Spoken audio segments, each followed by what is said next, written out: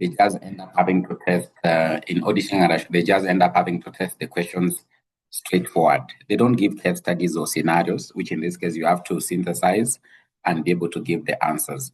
So the approach to answer advanced audit might be a bit different to how you'll be able to answer auditing and assurance, but be guaranteed the knowledge for the two units is just similar or one and the same, is relevant to each other. So what you learned in auditing and assurance still relevant to what in this case you are having to advance as you study your advanced auditing and assurance. For example, as I'm having to mention, you realize, for example, this was the sitting for December 2025, the one that just did this previous sitting. If you look at how the questions are formatted, you can see they are case studies, case study kind of. So you're given long stories, then you have to synthesize or look at the case studies and of course be able to utilize them to be able to answer the questions. So you can see how they test advanced auditing. Long stories, you're given long stories, then a question. So the case study kind of questions in advanced auditing and assurance. This is not as to how you got used to having to answer questions in auditing and assurance. So for advanced auditing and assurance, it is very important you understand how can I end up having to break down a question? How can I end up having to utilize the knowledge I have learned in class to be able to answer the questions? You can see all the questions, apart from this question number 5, is where we didn't have like case study kind of question. But you can see all the others. Question 4, case study. There is there. Question 3, case study. Question 2, two case studies, so part A and part B. And of course, also question 1, purely a case study scenario that you've actually been given. So we'll go through question number 1 because it is having to touch on mostly what you've already been able to cover in class, especially for those who are having to take advanced auditing and assurance. Then we can be able to see how you could have actually been able to answer this particular question. So the question is all about Duncan and Duncan Associates. So this is how the question is having to read. So it is saying, you are the audit associate. You are an audit associate at Duncan and Duncan Associates, a firm of certified public accountants responsible for the audit of Long Finger Limited for the year ended 30th of June, 2025. You have been temporarily appointed as the audit manager for the audit because the audit manager in charge of the audit traveled abroad. So you are an audit associate who has actually been given a responsibility to be like an audit manager. This means you'll have to in this case, guide a team that was actually left by this audit manager. The final audit for the year is nearing completion, and you are reviewing the audit working papers. As part of your duties, you are required to review the progress of the audit with other members of the engagement team. So you, in this case, having the responsibility of reviewing the audit engagement or what is having to happen under the audit engagement. And in this case, the working papers that have already been compiled regarding this particular audit. So during the review, the audit trainee, so there's an audit trainee, expressed the following concerns regarding how the audit was being conducted. So there are a number of issues that have been raised here. So issue number 1, I have only worked on audits before being assigned to the Long Finger Limited engagement. I was expecting to attend a meeting at the start of the audit where the partner and senior team members would discuss the audit plan, but no planning meeting was held. So these are concerns raised by an audit trainee who's part of, in this case, what this engagement. The number 2, during the audit manager was away, leaving the audit associate in charge. The audit associate was busy with other assignment and was not always available to provide guidance. So that's another challenge. This audit associate who has been left, this person here, who has been left by the audit manager, he doesn't even have time because there's a lot on his desk. Number 3, I was given the responsibility for auditing the goodwill arising from an acquisition made during the year. I also worked on the audit of inventory and attended the inventory count, which was complicated due to significant work in progress. Number 4, to assist the client, I helped their staff count some of the raw materials. Later, because I attended the count, the acting audit manager asked me to question the finance director about the adequacy of the provision against the inventory, which he believed was understated. So the acting audit manager asked me 2 questions. So this acting audit manager asked for the questioning of the finance director. Then number 5, as the audit neared completion, we realized we were running short of time. The acting audit manager advised us to reduce the sample sizes in our audit test to save time. He also suggested that if a selected item was time-consuming to verify, we should replace it with another item that would be quicker to audit. So part A of the question is having to call upon us to discuss 3 weaknesses in the conduct of audit of Longfinger Limited and their implications.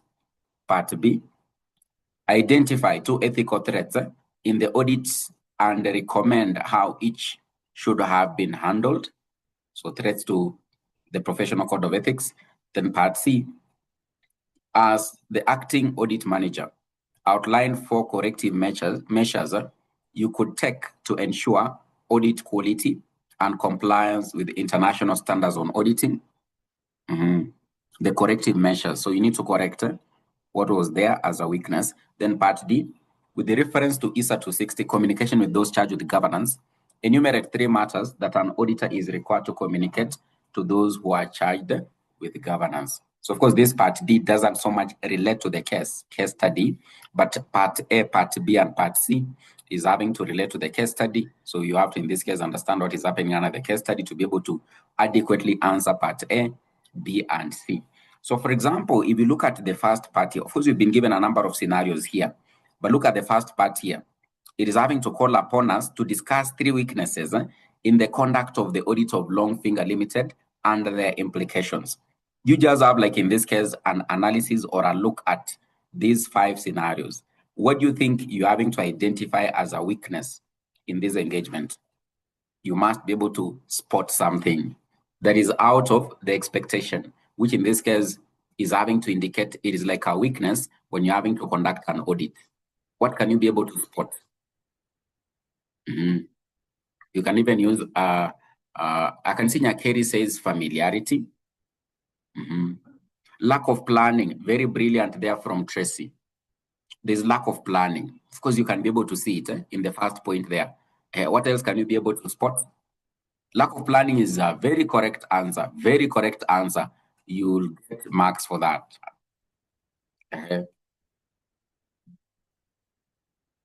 Lack of audit program. Of course, when you say lack of planning, so under planning, in this case, you have to develop an audit program.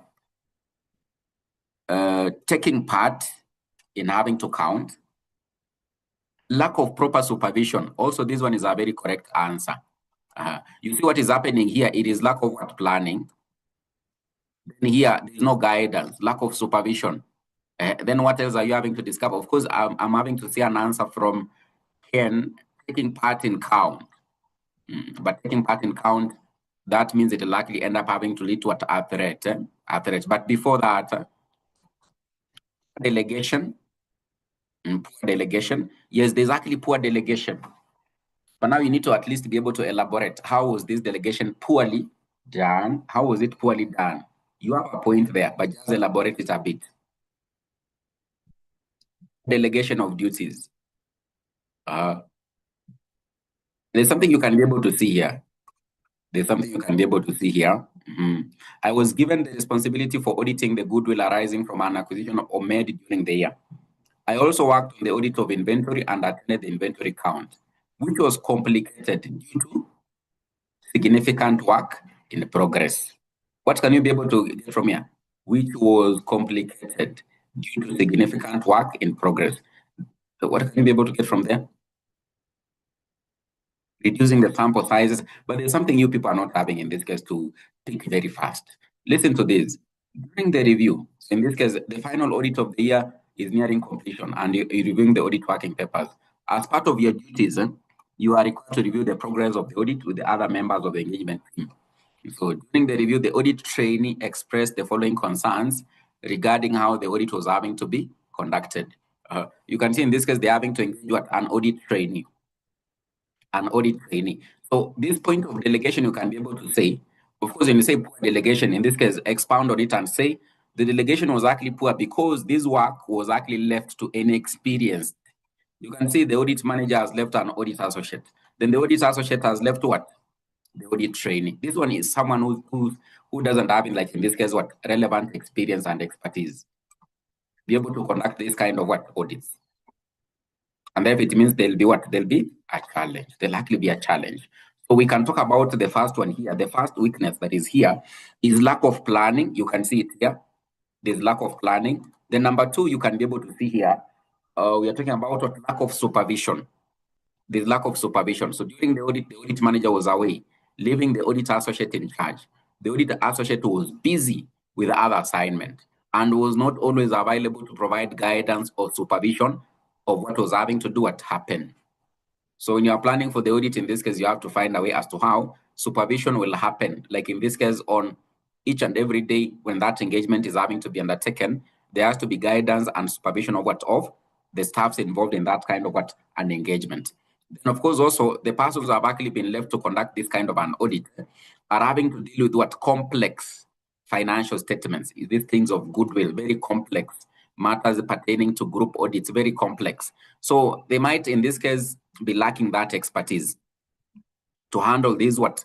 Complex what? Audits, complex audits. So assigning a trainee who's just, in this case, newly recruited, he doesn't in this case have like a relevant experience to conduct this kind of audits, which are very complex regarding group structures, where you have to identify how the goodwill was actually valued. So the weakness number three here, you can be able to identify assigning a trainee to audit complex areas such as goodwill and inventory of what? Significant work in progress. So those are the weaknesses that in this case you could have actually been able to identify. And of course, once you expound on them using what is happening under the case, then you could have actually been able to score the marks. For example, in this case, you can talk about what? Lack of an audit plan. So before the audit actually commenced, there was, in this case, no planning that took place, or no initial meeting, or initial meeting that in this case was actually conducted to give guidance as to how the audit will actually be undertaken. So the second point there, we're having to say that this associate or maybe this trainee lacked relevant experience and expertise to conduct an audit on complex operations, such as in this case having to determine goodwill, determining in this case what? Goodwill. Then lack of adequate supervision. So no guidance was actually provided to the team that was actually involved in the assignments, because the audit manager was actually very busy having to handle what? Other assignments. So then when you talk about ethical threats, which one can you be able to identify? So of course, when you talk about ethical threats, you are talking about what SAF is. So that is self-interest, advocacy, familiarity, intimidation, self-review. Which kind of threats can you be able to identify here? Which kind of threats can you be able to identify?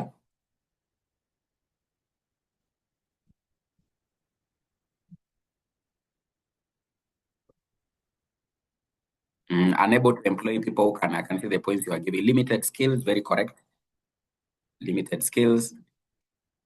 Incompetency, need of an expert to do what? Conduct an audit on what? Goodwill. So the self-review. Self-review is actually very predominant.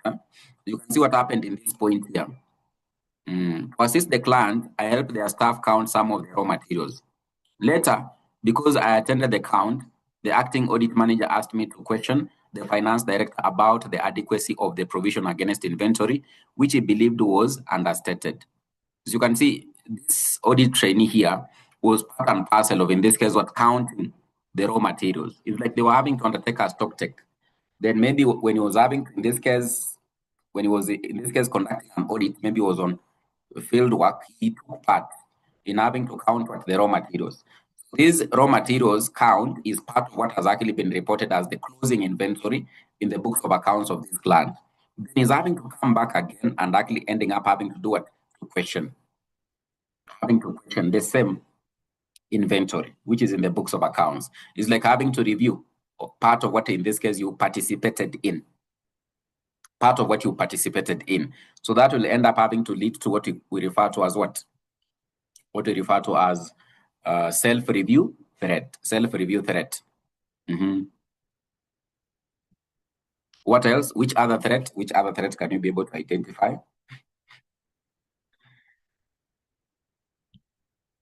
Familiarity, I can say, okay, familiarity can be there. Yes, you can be able to say familiarity.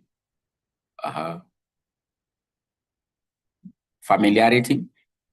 How I wish Nyakeri you could be able to expound on that a bit. Familiarity, how is it having to come out? It can be a threat. It can be a threat. Familiarity, how is it having to come out? But you can be able to see self-review is actually very predominant. Very predominant because he took part in inventory check. Then at the same time, he comes back to audit the same inventory. It's like having to review the same work that you've actually been able to conduct. So reviewing the same work you've been able to conduct. This inventory that you took part in having to count is what has been reported as the closing inventory, as the inventory in the books of accounts. So when you come back again to review, then you won't in this case raise questions about it so much because you'll in this case be like reviewing the same work you actually did. You cannot actually end up, it's like having to do an exam, then you mark again for yourself. So it cannot actually end up having to happen. You'll just be reviewing the same work you actually part and parcel of. So that will actually create a threat in terms of what your independence and objectivity to the way you're having to conduct what the audit. I can see Nyakeri has tried to explain that she's having to say, has worked on two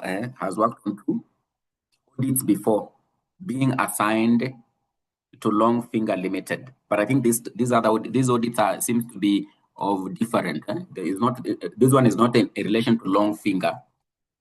Is not in relation to Long Finger. I have only worked on two audits before being assigned to Long Finger Limited engagement.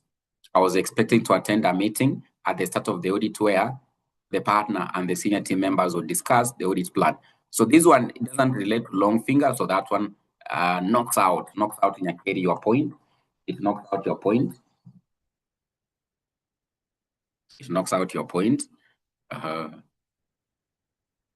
It knocks out your point.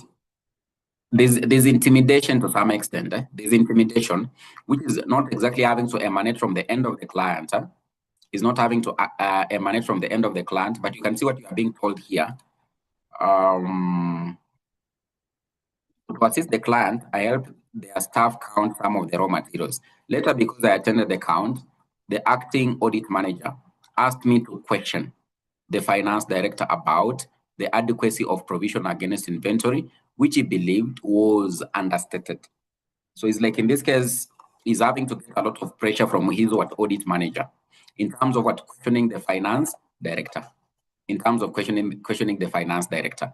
So the way this associate or this trainee will end up having to conduct this audit, it will likely end up having to be as a result of a pressure from his manager here. And therefore, to some extent, we can be able to talk about intimidation, which is exactly not having to emanate from the end of the client, but ideally from within his own firm. In this case, is having to get a lot of pressure regarding as to how he can be able to question the finance director. So we can talk of self-review. Then to some extent also you can be able to talk about intimidation, where the audit manager was having to give him pressure, or was having to call upon him to question the finance director about the adequacy of of the inventory. So you can talk of self-review, then you can talk of also intimidation. You can even talk of advocacy. You see, he took part in this case in having to take count these raw materials. Then you might end up having to find that the raw materials that they ended up having to count, the inventory was not actually correctly reported. So this audit associate or maybe audit trainee who took part in this inventory check, he might find himself in a compromising situation where he might advocate for the position of the client as what was actually reported as the inventory. So the self-review will go hand in hand with advocacy, because he has to advocate that inventory check is correct. He took part of it, and therefore, in any case, any questions are having to be raised. Even this finance director can take advantage of that. To inform him, you have to take note, you are part and parcel of this inventory check.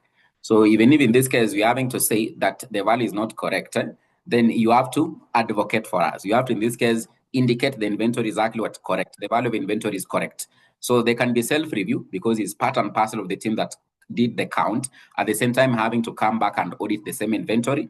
At the same time, also you can talk about advocacy due to the fact that if it happens, the value of this inventory seems not to be correct during the audit, then the client or the finance director here might call upon him to advocate for their position, to defend their position, because the finance director here will end up having to call upon him to remember he was part and parcel of the inventory tech.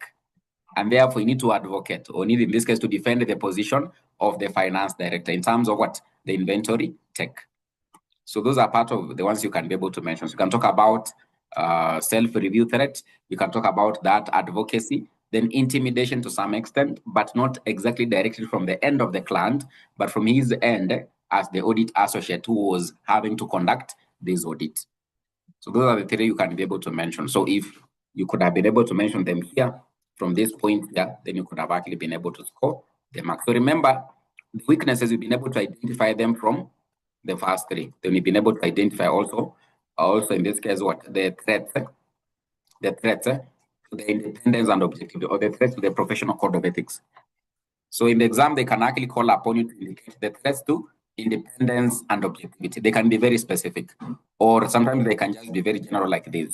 Identify two ethical threats. So they haven't talked about independence and objectivity. You have to take note, the answers are the same.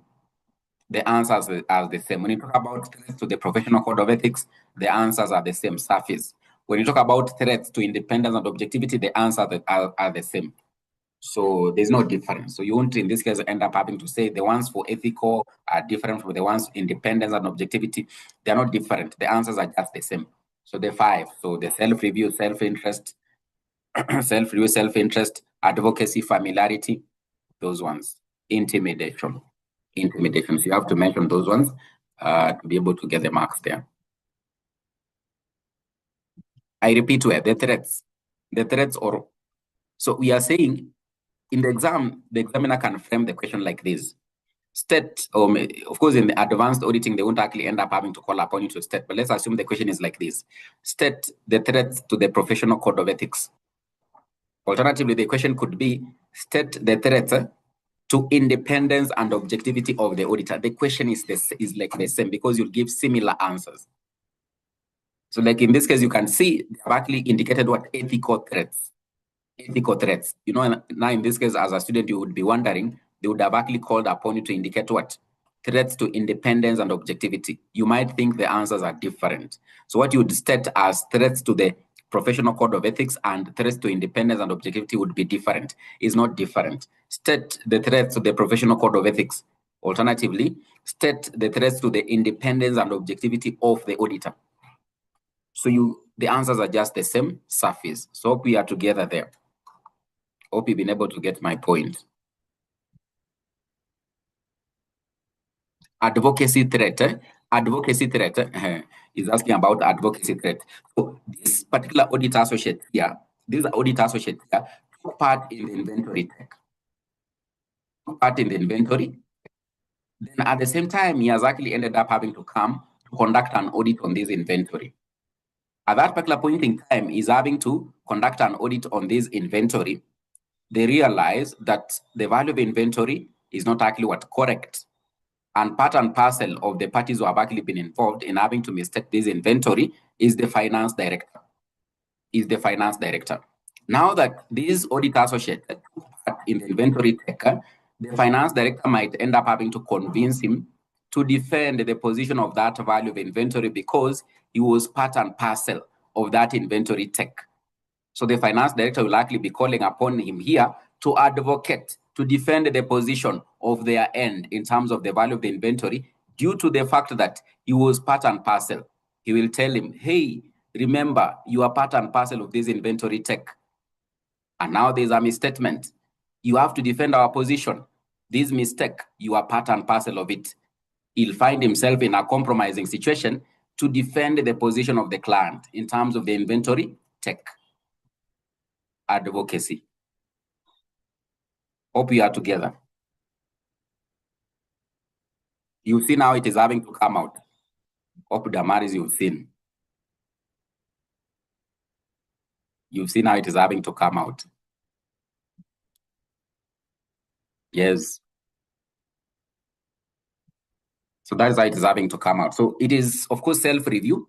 And of course, advocacy is coming out to to some extent. So there's self-review because he's the one who took part. So he's having to review the same work he did.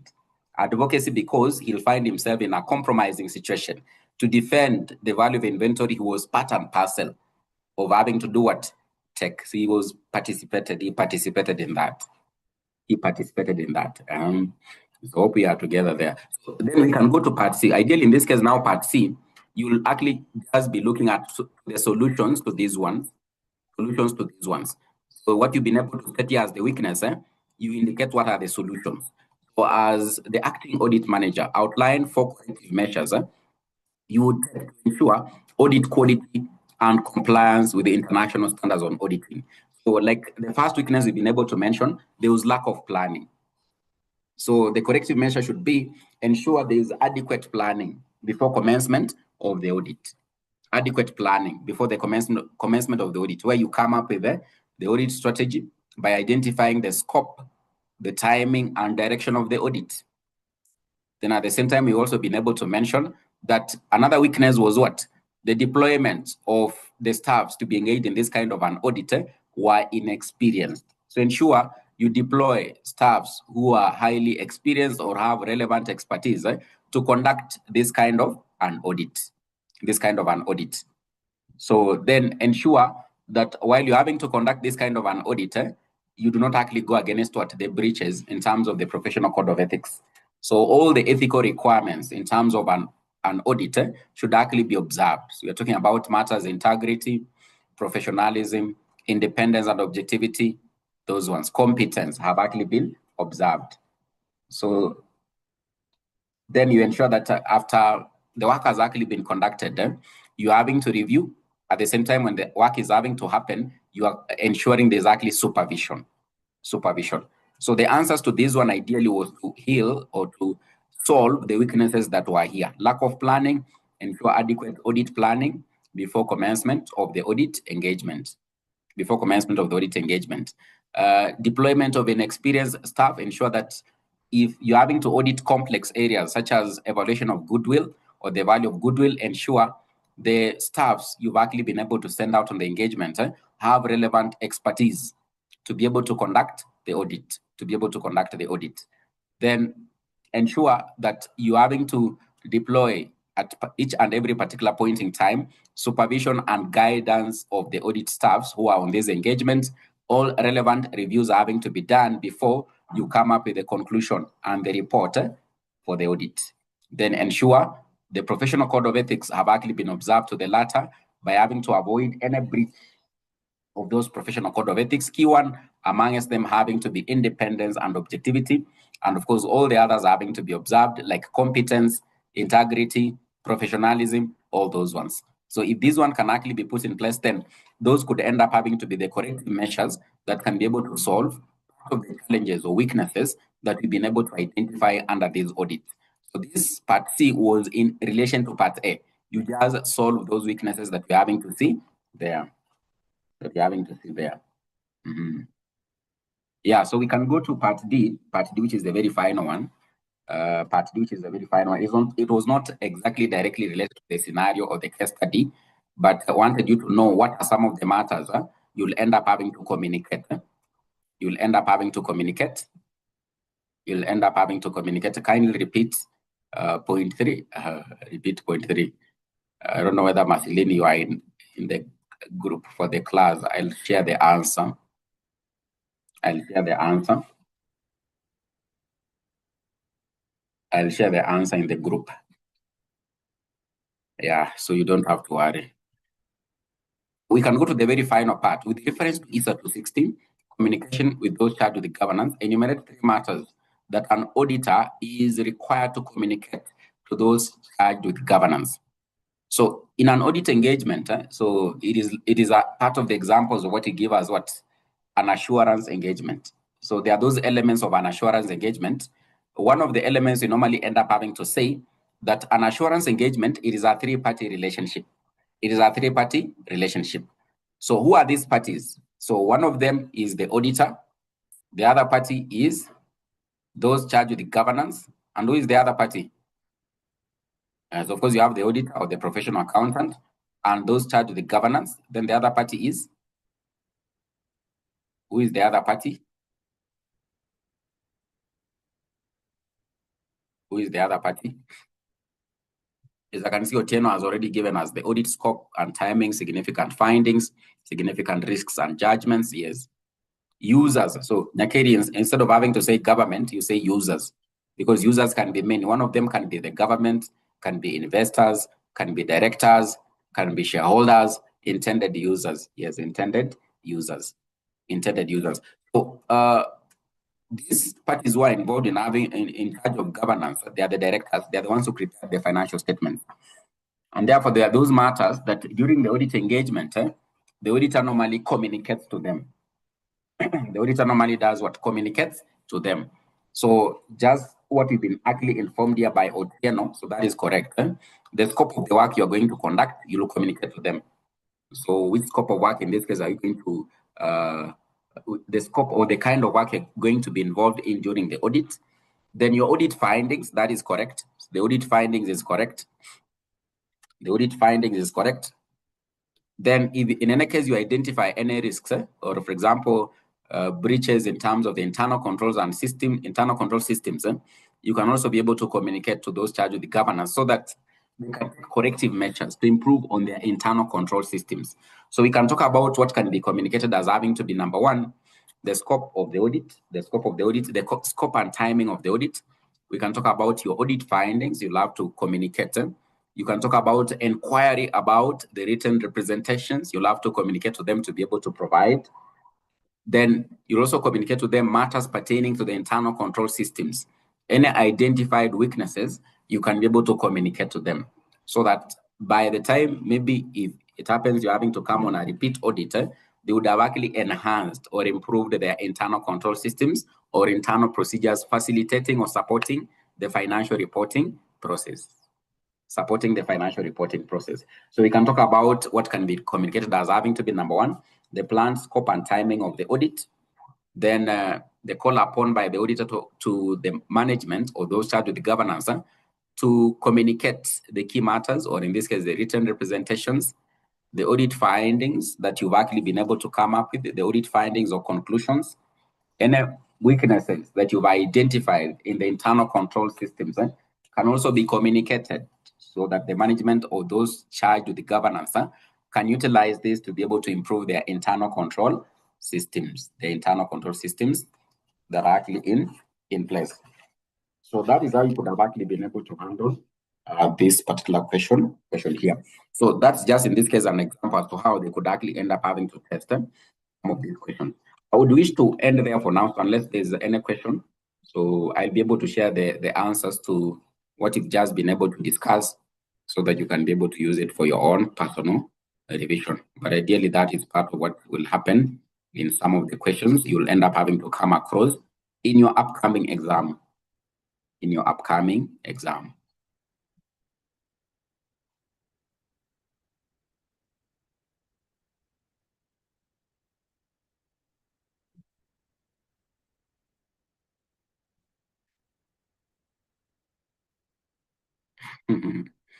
Nikazio Tiano says, kwani hii pepa huwa inamakiwaje? What you are talking about is what I applied on the paper yawa. So I was not actually part and parcel of the team that was having to mark. So I don't know why you could have actually ended up having to fail. But what I can be able to advise you, as you're having to indicate, so the questions for advanced auditing and assurance, most of them are actually case study kind of. So when you're having to give your answers, let's say, for example, you've been called upon to discuss 3 weaknesses. What you need to do, you can use bulletins. You, in this case, use 3 bulletins to give the points. So, or you can use paragraphs. When you're using paragraphs, make sure you use separated paragraphs, 3 separated paragraphs. Then also make sure if you're having to give your answer, the very first point you're having to give is actually the main point.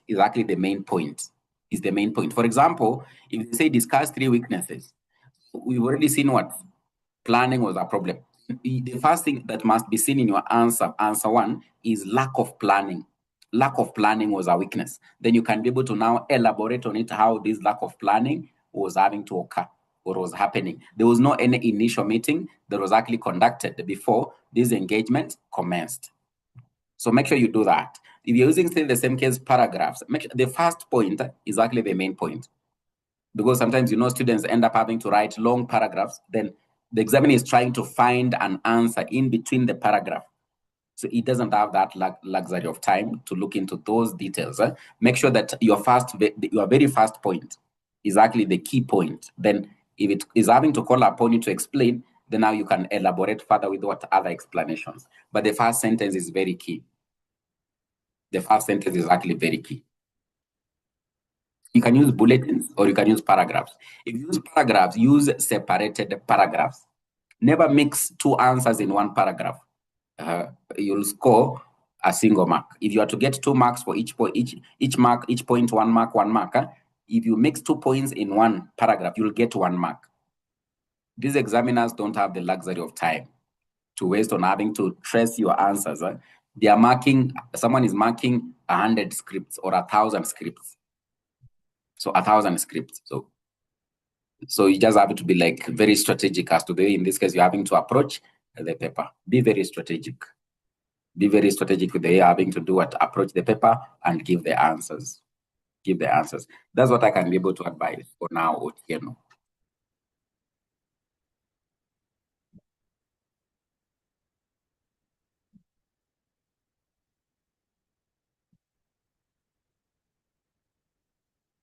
Do you share a draft report with those charged with governance before the final report? Do you share a draft report? So you don't exactly, in this case, share the report, but of course you can be able to have a discussion regarding what your findings. You can have a discussion regarding your findings before now you do what? You give a final report. So of course you'd have already been able to do your conclusion, because during conclusion, a number of things end up having to happen. So when you're concluding, you're having to evaluate the audit evidence or your audit findings. At the same time, you're having to evaluate other matters pertaining to subsequent events.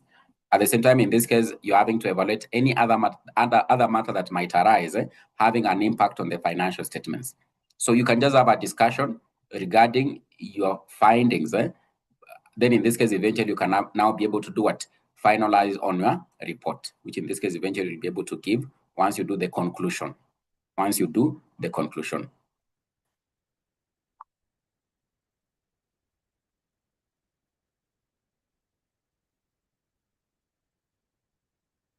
Mm-hmm.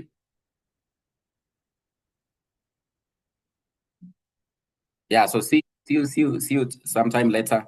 So enjoy your afternoon. Thank you so much for those who have been able to join our session for today. So if you happen to have been joining us for the first time, then the class was having to come to you courtesy of RCM College.